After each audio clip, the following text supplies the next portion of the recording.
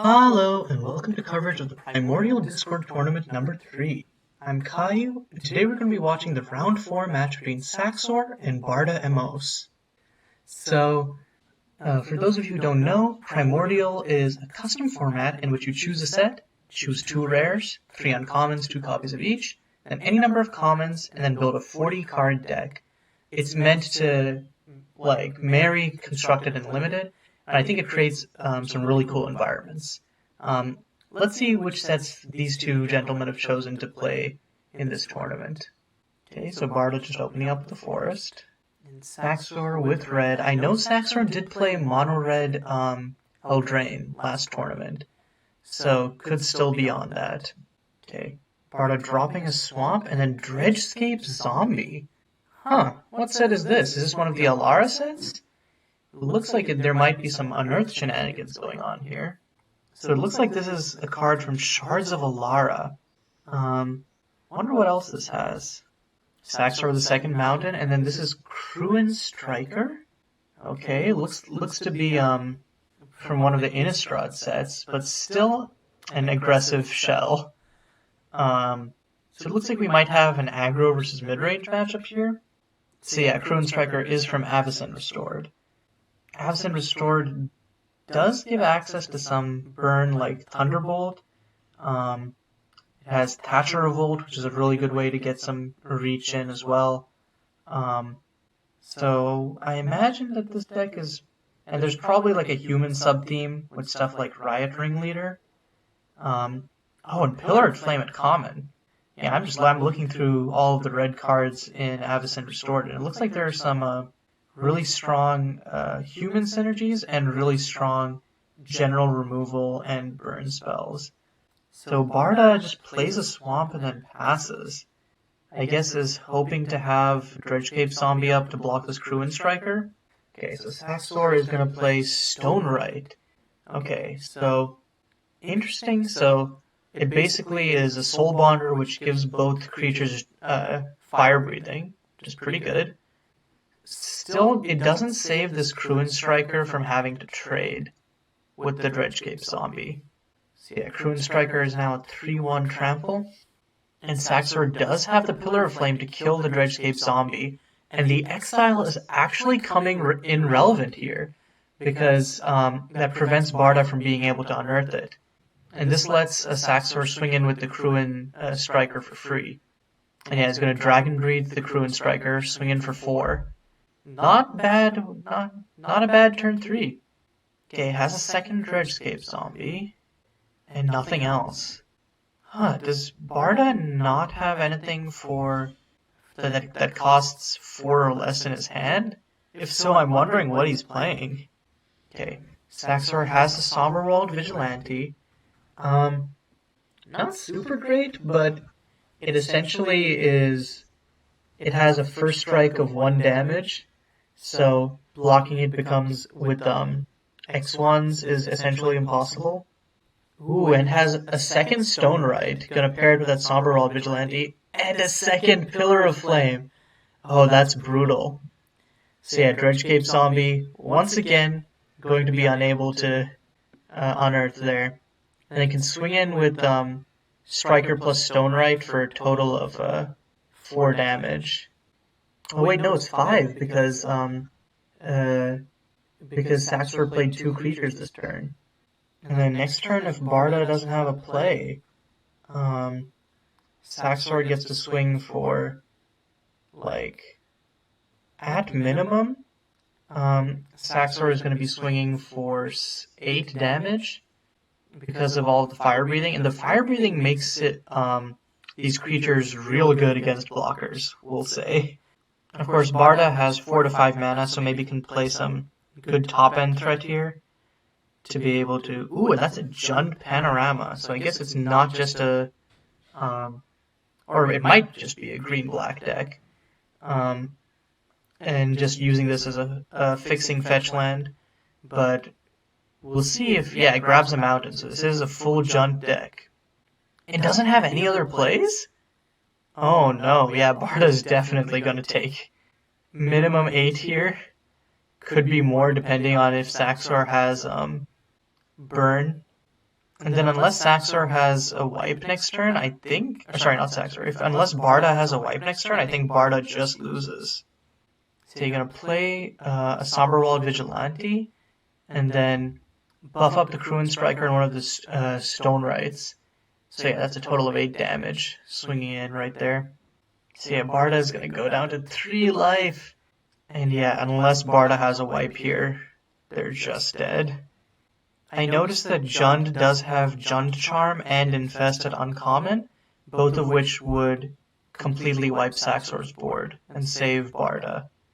Oh, that's a Dragon Fodder. Okay, Bone Splinters kill the Cruin Striker. Seems like a fair play. But the Stone Rights just make this effectively impossible. Okay, it has a second Dredgescape. So yeah, Saxor just attacks with everything. I guess Barda can block the Stone Rights, but then one of the Somber Walled Vigilantes will get through, and then we'll be able to just get pumped up. Okay, and then Thunderbolt to the face will just kill Barda right here. Yeah, okay. So I think Saxor was just able to unload his hand like super quickly, and Barda was just basically playing 1 or no cards per turn, which is, you cannot be doing that versus aggro. So I'm hoping that, because I think Barda, if they have, Barda I don't think had a sideboard, so hopefully they had Jund Charm and or Infest mainboard, because both of those cards are really good versus Saxor's deck. Also, early Dragon Fodder should be able to trade off versus Saxor's creatures reasonably well. Somber Walled Vigilante does put a damper in that plan, though. So Barda opening up the game with the Jund Panorama. Kind of a worrisome, because I don't think, does Jund Panorama? Oh, Jund Panorama can add just colorless. So Barda can have a turn 2 play here of either a Dredgescape or a Goblin Fodder. But both of those line up real badly into a Somber Walled Vigilante. Might actually want to, oh, it has, oh no, double Jund Panorama? I guess the plan is crack one of them. So yeah, it grabs a mountain, so I'm assuming that means Goblin Fodder in hand. So Saxor swings in for 1 and plays a Cruin Striker. So looking much the same as game 1, except this time Saxor does have the early Somber Walled Vigilante. And Barda just playing a land and then cracking another Jund Panorama. I guess Barda now has perfect mana, but then taking turns 2 and 3 off are really gonna hurt him in terms of like, unless of course Barda has like a Jund Charm, in which case that he can give up these early turns and let Saxor overextend all he wants. Okay, you're gonna play a Fervent Cathar. This is usually much better if an opponent doesn't have a creature they can play, or when an opponent has a creature in play. But it's gonna be fine here to swing in for a total of 6 damage. So yeah, Barda's down to 13, and yeah, unless Barda has a Jund Charm, this is really gonna all go south. Okay, just has a Dredgescape Zombie, which can chump and kill the Cruin Striker. Oh, and a Magma Spray to actually just kill the Cruin Striker. How about a taste of your own medicine, basically? And then Dredgescape can block the Fervent Cathar. So this is a little bit of stabilization for Barda. Saxor does still have more cards in hand, though, and could potentially just run Barda down. So he's going to Pillar of Flame the Dredgescape Zombie, and then swing in for 3. I'm surprised that Saxor didn't have any other creatures to play. I guess he must be flooded with burn.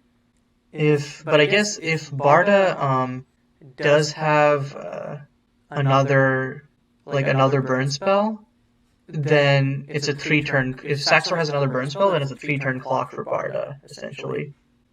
Ooh, Barda with the Dragon Fodder, and has another player just cracking the Jund Panorama. Yeah, just cracking the Jund Panorama to get some more fixing.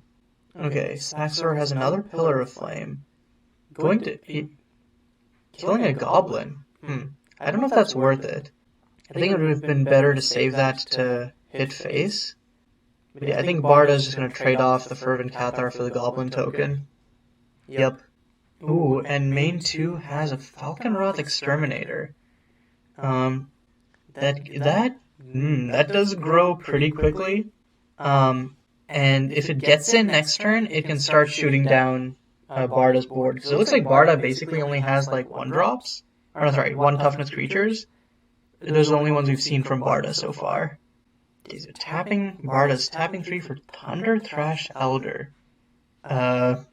Yeah, okay, so this Devour would have been great if he had any creatures. For now, it's basically just there to trade off with the Falconroth Exterminator. But again, if Saxor has another Pillar of Flame, can just kill this and then swing in with the Exterminator. If not, swinging in with the Vigilante alone is pretty fine for now. Or does he have another Fervent Cathar?